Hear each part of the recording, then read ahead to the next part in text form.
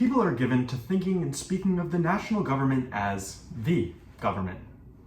They demand more from it than it was ever intended to provide, and yet in the same breath, they complain that federal authority is stretching itself over areas which do not concern it. On one side, there are demands for more amendments to the Constitution. On the other, there's too much opposition to those that already exist. Without doubt, the reason for increasing demands on the federal government is that the states have not discharged their full duties. Some have done better and some worse, but as a whole, they have not done all they should. So, demand has grown up for a greater concentration of powers in the federal government. If we will fairly consider it, we must conclude that the remedy would be worse than the disease. What we need is not more federal government, but better local government. Yet many people who would agree to this have large responsibility for the lapses of local authority. From every position of consistency with our system, more centralization ought to be avoided. The states would protest, promptly enough, anything savoring of federal usurpation.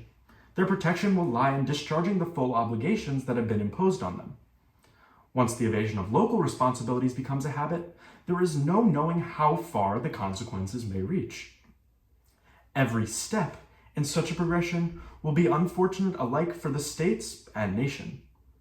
The country needs, in grappling with the manifold problems of these times, all the courage, intelligence, training, and skill that can be enlisted at both state and national administrations.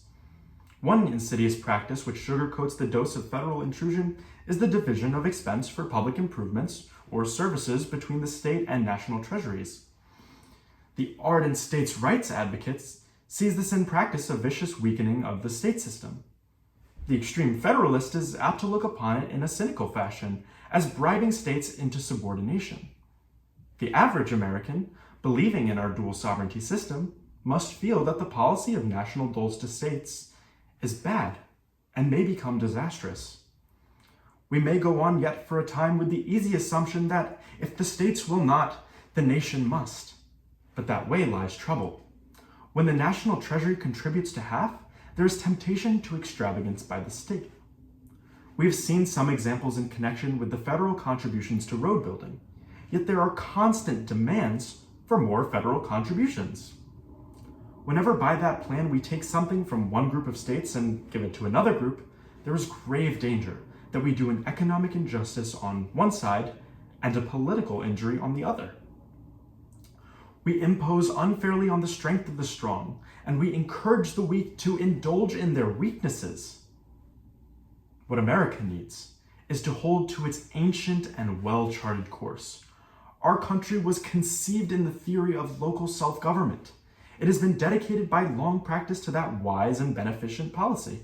It is the foundation principle of our system of liberty. It makes the largest promise to the freedom and development of the individual.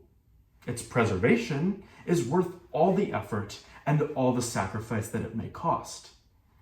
It cannot be denied that the present tendency is not in harmony with the spirit. The individual, instead of working out his own salvation and securing his own freedom by establishing his own economic and moral independence by his own industry and his own self-mastery, tends to throw himself on some vague influence which he denominates society, and to hold that in some way responsible for the sufficiency of his support and the morality of his actions. The local political units likewise look to the states look to the nation, and nations are beginning to look to some vague organization, some nebulous concourse of humanity to pay their bills and tell them what to do. This is not local self-government. It is not American. It is not the method which has made this country what it is. We cannot maintain the Western standard of civilization on that theory. If it is supported at all, it will have to be supported on the principle of individual responsibility. If that principle be maintained, the result which I believe America wishes to see, produced inevitably will follow. There is no other foundation on which freedom has ever found a permanent abiding place. We shall have to make our decision, whether we wish to maintain our present institutions or whether we wish to exchange them for something else. If we permit someone to come support us, we cannot prevent someone coming to govern us. If we are too weak to take charge of our own mortality, we shall not be strong enough to take charge of our own liberty. if we cannot govern ourselves, if we cannot observe the law, nothing remains but to have someone else govern us, to have the law enforced against us, and to step down from the honorable abiding place of freedom to the ignominious abode of servitude.